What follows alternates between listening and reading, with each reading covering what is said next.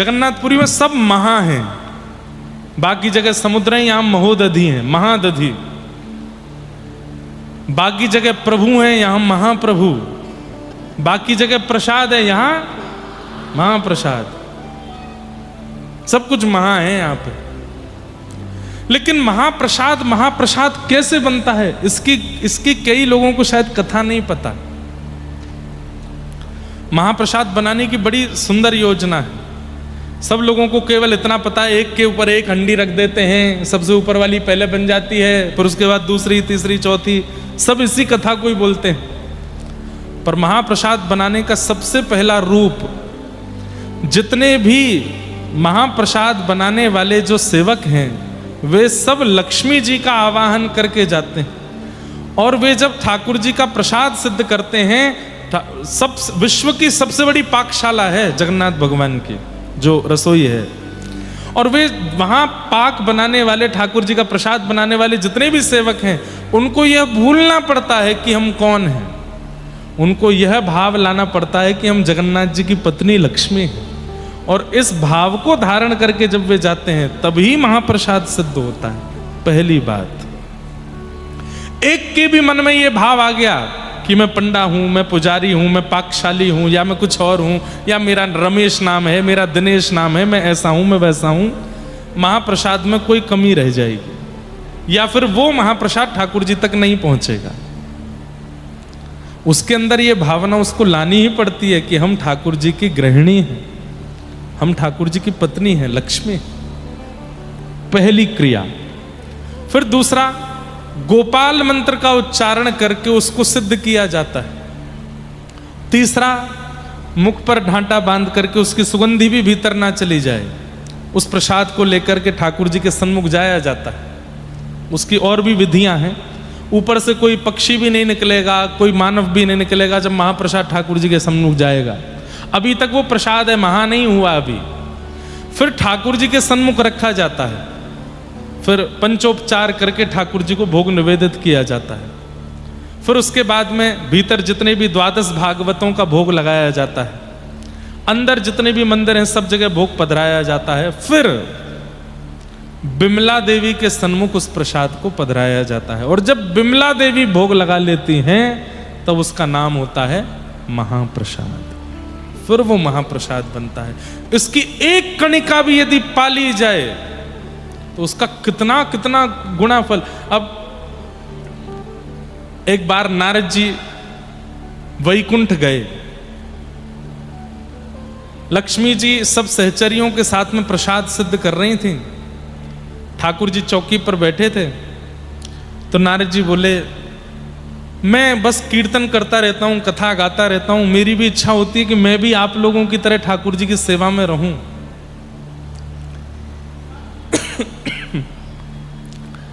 तो लक्ष्मी जी बोलती हैं कि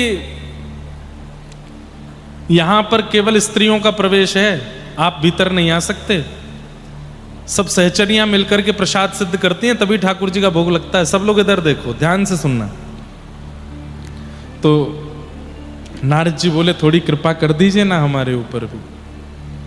तो लक्ष्मी जी चाह जाएं तो सब संभव है। नारद जी को सहचरी रूप प्रदान कर दिया और बोले, याद रहे भीतर जाता उपद्रव मत करना। ठाकुर जी को अगर पता चल गया कि नारद जी रसोई घर में आए हैं तो प्रसाद नहीं पाएंगे, भगवान के भी अपने नियम हैं।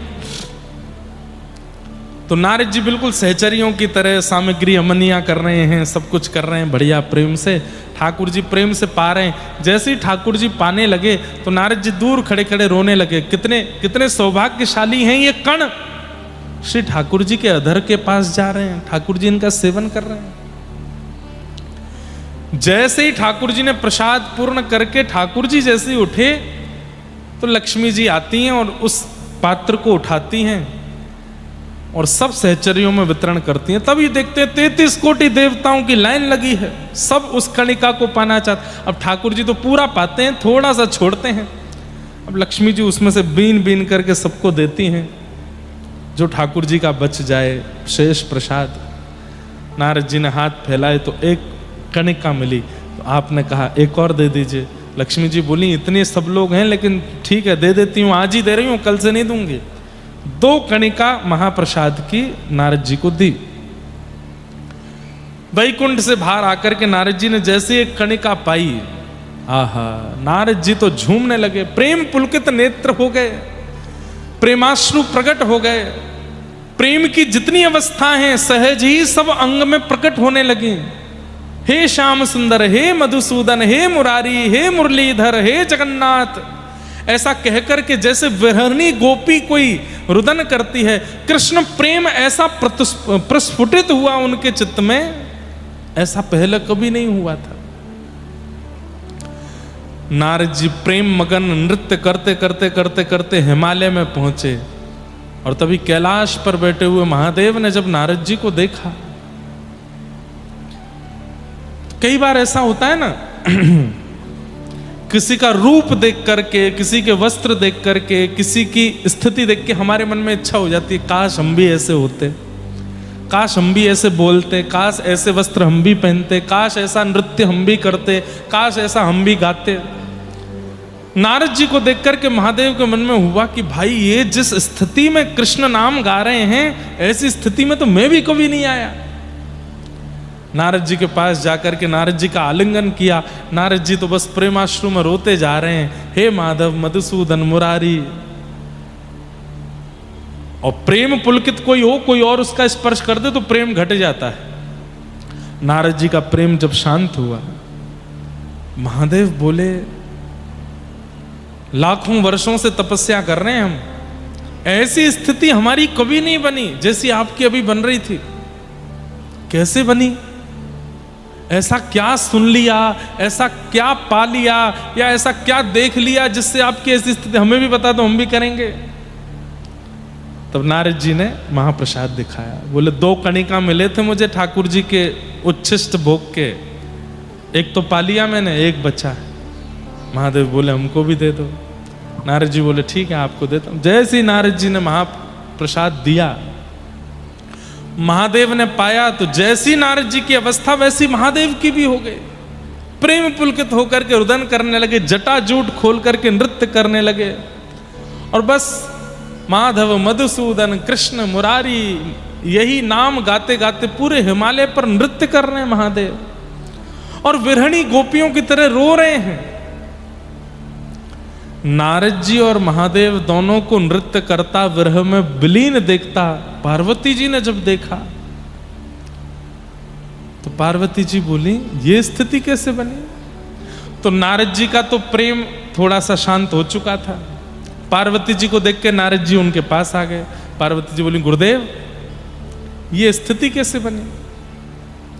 बोले ठाकुर जी का महाप्रसाद मिला था, 2 कणिका मिली थी, एक मैंने पाली, एक महादेव को दे दी। पार्वती जी को आया क्रोध, बोले मेरे को नहीं दिया इन्होंने। महादेव को बुला करके कहा महाप्रसाद आपको मिला, आपने मुझे क्यों नहीं दिया, मैं गृहिणी हूं। बोले देवी एक ही था। बोले आधा कर देते, आधा आप पाते आधा मैं पाती। महादेव बोले ठाकुर जी का प्रसाद था, अब उसमें आधा करना, बंटवारा करना ही हमको शोभा नहीं दिया, हम तो पूरा पा गए। पार्वती जी रुष्ट होकर के, गुस्सा होकर के हिमालय की ऊंची चोटी पर गई और वहां जाकर के तप में बैठ गई। 1000 वर्ष तप किया। 1000 वर्ष के तप के बाद जब ठाकुर जी प्रकट हुए शंख चक्र गदा पद्म धारण करके, पार्वती जी से कहा मां क्या बात है, क्यों तपस्या कर रही हैं, क्या चाहिए आपको? तो पार्वती जी क्या कहती हैं, मुझे महाप्रसाद दे दो। ठाकुर जी बोले 1000 वर्ष की तपस्या के बदले महाप्रसाद चाहिए आपको? कोई मेरा दर्शन मांगता है, कोई मेरा संग मांगता है, कोई वैकुंठ मांगता है, कोई मुक्ति मांगता है, कोई भक्ति मांगता है, कोई प्रेम मांगता है, कोई कुछ भी मांगे, तो महाप्रसाद कौन मांगता है, वो भी 1000 वर्ष की तपस्या के बाद? पार्वती जी बोली हमको बस महाप्रसाद ही चाहिए। बोले मां आपकी तपस्या के बदले यदि मैं एक बार महाप्रसाद दूंगा तो मुझे संतुष्टि नहीं होगी, इसलिए अभी तो मैं थोड़ा महाप्रसाद देता हूं अपना, लेकिन मैं वचन देता हूं कलिकाल में जब महाप्रभु जगन्नाथ के रूप में मैं नीलाचल धाम में विराजूंगा, तब आप बिमला देवी के रूप में वहां विराजना, और मेरा नित्य प्रसाद आप पाएंगी। जब तक आपको प्रसाद नहीं पधराया जाएगा तब तक वो महाप्रसाद बनेगा ही नहीं। नित्य आपको प्रसाद मिलेगा। दूर खड़े नारद जी और शंकर जी बोले हम पे भी कर दो ने कृपा। बोले आपको भी इनके आगे हाथ पसारने पड़ेंगे तभी मिलेगा। तब से विमला देवी को नित्य महाप्रसाद का ठाकुर जी का भोग लगता है। ऐसे जगन्नाथपुरी के हमारे श्री जगन्नाथ प्रभु और उनका महाप्रसाद, आप सब तो यहाँ के निवासी हैं, सब जानते ही होंगे। हम तो बहुत ध्यान रखते हैं महाप्रसाद पाने में। ऊपर बैठ के नहीं पाना, नीचे बैठ के पाना है, किसी के साथ भी पा सकते हैं, एक कणिका भी छोड़नी नहीं है। और एक और नियम है, महाप्रसाद पाने के बाद हाथ नहीं धोने। आप कहोगे तो ऐसे ही घूमे। उसका भाव तो ऐसा है कि जब महाप्रसाद पा लें उसके बाद में उस हस्त कमल को आप ऐसे ही रखो। थोड़ी देर में जब वो सूख जाएगा तो उसको ऐसे चूरा करके जो उसका थोड़ा बचे उसको भी पालो, और उसके बाद शेष जो है उसको पूरा ऐसे लगा लो अपने अंग पर। जब एक एक कणिका पूरे अंग पर लग जाए, एक भी कण ना बचे, तब हाथ धो सकते, नहीं तो हाथ भी नहीं धोने चाहिए। बड़े नियम है महाप्रसाद के। तो ये सब महाप्रसाद की कृपा। यहां आकर के सप्ताह कथा को ग्रहण वही कर पाएगा जिसके अनेक जन्मों के पुण्य होंगे। आप लोगों का कथा में मन लगे इसलिए ये बात नहीं कह रहा हूं मैं। आप कितना भी मन लगाने का प्रयास कर लो, फोन बंद करके बैठ जाओ, मेरुदंड सीधा करके बैठ जाओ, आंखें पलक खोल करके बैठ जाओ, कान खोल के बैठ जाओ, एकांत में बैठ जाओ, किसी से बात नहीं करेंगे, ऐसे बैठ जाओ, लेकिन यदि आपके ऊपर भागवत जी को कृपा नहीं करनी तो समझ में आएगी ही नहीं।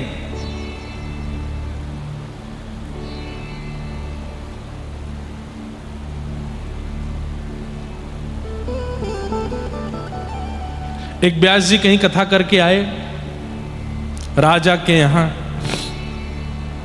लौट करके जब 7 दिन बाद अपने घर गए तो पत्नी बोली आगे कथा कैसी रही? बोले बहुत बढ़िया, राजा रानी पूरा परिवार बैठ के कथा सुनता था। अच्छा, पोथी कहाँ है आपकी? अरे पोथी तो मैं वहीं भूल गया, जाओ लेके आओ। पंडित जी दोबारा लौट करके गए तो द्वार पर राजा की बेटी मिली। पंडित जी को देख के बोली अरे व्यास जी आपने इतनी सुंदर कथा सुनाई कि मैं तो क्या बताऊं, मैं धन धन्य हो गई, कृतकृत्य हो गई। व्यास जी बोले अच्छा क्या सुना तुमने कथा में? व्यास जी को लगा था कि पूरे राज परिवार को कथा समझ में आ गई है और मेरा सौभाग्य कि मैं कथा सुना पाया। तो पंडित जी को पूछने का अवसर मिल गया। बेटी से पूछा क्या सुना तुमने कथा में? तो बेटी बोली मैंने तो सुभद्रा जी को अपना गुरु बनाया कथा में। बोले क्या सुना सुभद्रा जी का? बोले सुभद्रा जी को अर्जुन प्रिय था और दोनों ने भाग करके विवाह कर लिया। मुझे भी एक प्रिय है, पिताजी नहीं राजी हो रहे हैं उसके लिए, तो मैं भी भाग करके ब्याह कर लूंगी। कोई बोलेगा कि तुमने पाप किया तो मैं कह दूंगी कथा में सुना था मैंने तो। व्यास जी घबरा गए। 7 दिन 4-4 घंटे की रोज की कथा में तुमने केवल यही सुना और कुछ नहीं सुना? बेटी बोली बस मेरे लायक जो बात थी वो मैंने सुन ली, आपको प्रणाम। व्यास जी बोले मेरी पोथी कहाँ है, मैं जल्दी पोथी लेके जाऊं यहां से। भीतर गए तो राजा का बेटा मिला। बेटा ने रोक, व्यास जी वाह वाह वाह आपके दर्शन हो गए, क्या अद्भुत कथा सुना करके गए, मेरे सारे संशयों का समाधान आपने कर दिया। व्यास जी बोले भाई बेटी तो बहुत खतरनाक सुन के गई कथा, तुमने कुछ अच्छा सुना होगा। तुमने क्या सुना? बोले मैंने तो आपकी कथा में कंस को अपना गुरु बनाया। व्यास जी बोले कंस से सीखने वाला क्या था? बोले कि कंस पूर्ण योग्य था राज्य गद्दी पर बैठने के, लेकिन दुष्ट उग्रसेन पिता उसको बैठने ही नहीं दे रहा था, तो कंस ने अपने पिता को ही कारागृह में डाल करके जबरदस्ती बैठ गया। मैं भी यही करने वाला हूं, मैं भी बस योजना बना रहा हूं आपकी आज्ञा से, कथा की कृपा से। कोई मुझसे कहेगा तो कह दूंगा मैंने कथा में सुना था, और अपने पिता को एक दिन बंदी बना करके जेल में डालूंगा और इस राज सिंहासन पर स्वयं बैठ जाऊंगा। आप ही आना मेरा राज्याभिषेक करने के लिए, आपकी कृपा से तो हुआ है। व्यास जी बोले राजा को ये बात पता चले उससे पहले मैं पोथी लेके भागूं यहां से। और आगे गए तो राजा की पत्नी मिल गई, महारानी मिली तो अरे पंडित जी, व्यास जी क्या अद्भुत कथा सुना करके गए थे आप। आपने क्या सुना? आपने कुछ अच्छा सुना? बोले मैंने वो सुना जो किसी ने नहीं सुना होगा। बोले क्या सुना, जरा बताइए। मैंने तो द्रौपदी को अपना गुरु माना। क्यों?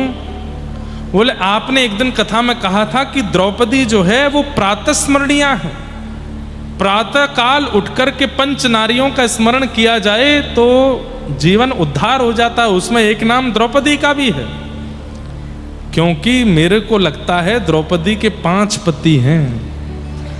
मेरा भी एक पति से मन भर गया। अब मैंने भी अपने राज में 4 पति और ढूंढ लिए हैं, इनसे भी ब्याह करूंगी। पंडित जी भागे वहां से। व्यास जी ने देखा मेरी पोथी कहां है। तब देखा तो राज सिंहासन के बगल में पोथी जी रखी थी, राजा बैठा था। व्यास जी गए, बोले राजन मेरी पोथी दे जाइए। बोले महाराज आपने बहुत अद्भुत कथा सुनाई। आपने अपनी कथा में एक प्रसंग सुनाया था कि भगवान श्री कृष्ण शांति दूत बन करके गए और दुर्योधन से जाकर के कहते हैं कि पंचगांव दे दो, पांडवों को युद्ध की आवश्यकता नहीं है। तो दुर्योधन ने कहा सुच्चक्रैव न दास्यामि बिना युद्धेन केशव, मैं सुई के नोक के बराबर जमीन भी बिना युद्ध के नहीं दूंगा। मुझे पता है आप पोथी के बहाने दक्षिणा लेने आए हो कथा की, पर मैं बिना युद्ध के एक फूटी कौड़ी भी नहीं दूंगा। आपको अपनी कथा की दक्षिणा चाहिए तो पहले युद्ध करो। ये मैंने दुर्योधन आपकी कथा से सीखा था। व्यास जी बोले मुझे दक्षिणा नहीं चाहिए, मेरी पोथी दो, मैं चलूं। कथा का कई बार कई लोग अनर्थ अर्थ लगा लेते हैं और उस अनर्थ के कारण अपनी सुनी हुई, तो इसका भी क्या अर्थ लगाना चाहिए कि ये उनके पुण्य नहीं थे इतने, उनका भाग्य नहीं था इतना कि वो श्रेष्ठ भाव सुन सके। वे केवल वही सुन पाए जिससे उनका अनहित होना था। इसलिए कथा में भीड़ कितनी है, कितने हजार लोग कथा सुनने आए, ये बड़ी बात नहीं है। उन हजारों में समझ में किसको आ रही है, किसके जीवन को परिवर्तित हो रही है, किसके जीवन का उद्धार कर रही है, ये विशेष बात है।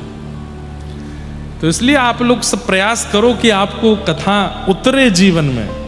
और कथा उतरेगी तो आपके लक्षण क्या होंगे? पहला लक्षण मौन, थोड़े शांत हो जाओगे आप, कथा उतरेगी तो। दूसरा लक्षण चिंतन प्रारंभ हो जाएगा, एकांत में रहकर के मनन करने लग जाओगे। तीसरा सृष्टि असत्य है, मिथ्या है, केवल नाथ ही परम सत्य हैं, ये स्पष्ट हो जाएगा मन में। चौथा मेरे जीवन के बहुत कम दिन बचे हैं, अब मुझे भगवत प्राप्ति का साधन करना है, इसकी चिंता प्रारंभ हो जाएगी। और पांचवा कृष्ण विरह में नेत्र सजल होने प्रारंभ हो जाएंगे। ये 5 लक्षण प्रकट होने लग जाएंगे यदि कथा आपके जीवन में आ गई तो। अब कोई जानबूझ करके करने लगे तो बात अलग है। कलयुगी जीव हैं, कहो तो शांति घूमने लग जाए, कहो तो आंखों पे कपूर लगा करके जगन्नाथपुरी की तरह घूमे कि आंसू निकल रहे हैं हमारी कथा के बाद। नहीं, आज भी बंधुओं भक्ति युवा है पर ज्ञान वैराग्य शून्य है। जगन्नाथपुरी में लाखों लोगों की भीड़ जा रही है दर्शन करने के लिए, पर कई बार कई लोग ज्ञान शून्य और वैराग्य शून्य होते हैं। इस कारण से भक्ति प्रसन्न नहीं रहती, भक्ति की अप्रसन्नता बनी रहती है। अब नियम है कि जगन्नाथपुरी में एकादशी के दिन एकादशी करना अनिवार्य नहीं है, लेकिन एक बात बहुत ध्यान से सुनिएगा, श्री क्षेत्र जगन्नाथपुरी में एकादशी के दिन रोटी खाना मना है, श्रीपुरी जगन्नाथपुरी में एकादशी के दिन होटल में खाना मना है। यदि आप रोटी खाते हैं, होटल में खाते हैं या बाहर का कुछ बना हुआ पाते हैं तो आपको अपराध लगेगा। जगन्नाथपुरी श्री क्षेत्र में एकादशी के दिन केवल महाप्रसाद पा सकते हैं, क्योंकि वो प्रसाद है, उसमें अन्न नहीं है, उसको पाने की आज्ञा है। अब लोग बाग एकादशी के दिन भी वहां जाकर के पिज्जा बर्गर खावें, चाउमीन उड़ावें तो एकादशी का अपराध लगेगा। प्याज लहसुन खावें तो एकादशी का अपराध लगेगा। एकादशी के दिन केवल महाप्रसाद पा सकते हैं, महाप्रसाद पाने में दोष नहीं लगेगा। बाहर यदि आप कुछ पा रहे हो होटल में, रेस्टोरेंट में, तो दोष लगेगा एकादशी के दिन भी। अब ये ज्ञान होना चाहिए, लेकिन हम लोग केवल भाव में चले जाते हैं। एकादशी तो यहां उल्टी टंगी भैया, यहां तो एकादशी करनी नहीं, कुछ भी खाओ, थूक दबा के उड़ाओ। नहीं, महाप्रसाद पाओ। और कितना पाओ? बोले आकंठ पाओ, जितने में गला भर जाए उससे ज्यादा पाओ। एकादशी के दिन दुगना पाना चाहिए, पर महाप्रसाद। अब ये ज्ञान है, ऐसे सूक्ष्म ज्ञान, ऐसे सूक्ष्म वैराग्यवंत भाव हमारे जीवन में होने चाहिए, तभी भक्ति प्रसन्न रह सकती है। नहीं तो भक्ति होते हुए भी हम अप्रसन्न ही रहेंगे। अरे तिलक लगाने के बाद, कंठी पहनने के बाद, भगवान नाम गाने के बाद भी हम रो क्यों रहे हैं? संसार के विषाद में हम पीड़ित क्यों हो रहे हैं? क्योंकि हमारे चित्त में जो भक्ति है वो प्रसन्न नहीं है, अप्रसन्न है। और उसकी प्रसन्नता कैसे होगी? सूक्ष्म ज्ञान, सूक्ष्म वैराग्य हमारे चित्त में होना चाहिए।